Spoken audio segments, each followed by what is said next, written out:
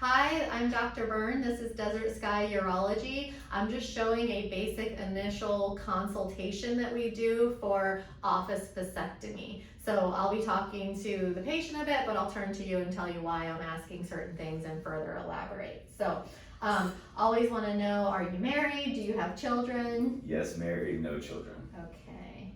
And I do always ask, does your wife know you're here? Yes. Okay. It's always good to have them involved in contraception choices. And then, have you had any surgery in that area, scrotal surgery, hernia repair, anything like that? Nope. And no childhood urologic problems, no issues with peeing? Nope. Okay. And those are things that I like to have a heads up for just during the procedure. It can be a little more difficult if someone's had an extensive hernia repair, if they actively have a hernia, or if they've had surgery in that area. So a couple of important things that I need you to know before moving forward with a vasectomy. We do consider it to be a permanent form of contraception. So I don't like people going into it planning on having it reversed later. That can often be unsuccessful and it's expensive. Yeah. And so there are certain steps we take during a vasectomy to hopefully make it a permanent form of contraception.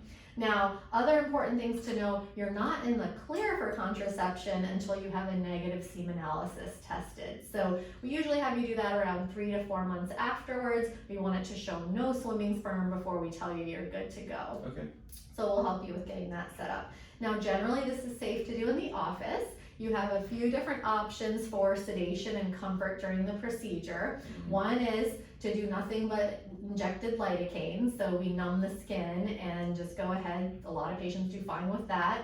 There's Valium you can take beforehand. You can't drive if you take the Valium. And then there's inhaled Pronox nitrous laughing gas, and that's a nice option too. So totally up to you. You'll just let us know when you leave today. Okay. Now the next step is I do examine you, and what I'm looking for is that cord that transports the sperm called the vas deferens. Some people are born without one. We would want to know that in advance, but you want to make sure no difficult anatomy. Sometimes you want extra sedation if it's really hard for me to feel that cord. So that's what I'm looking for in the exam.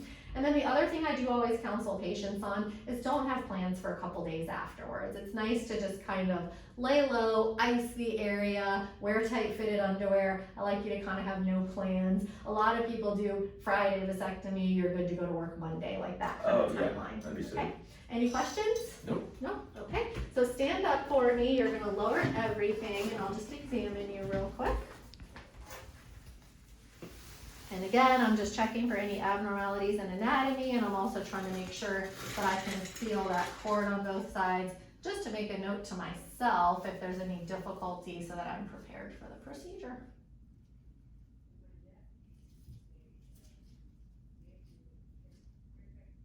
Okay, and he has a normal palpable cord on both sides, so that's good to verify.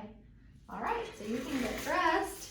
And we'll schedule it next available if you're organized enough. Yeah. Are there any questions I can answer for you about the actual procedure, what to expect? Nope, not really. Okay, all right. Thank you. So that's the gist of what to expect in a consultation for a vasectomy with a urologist.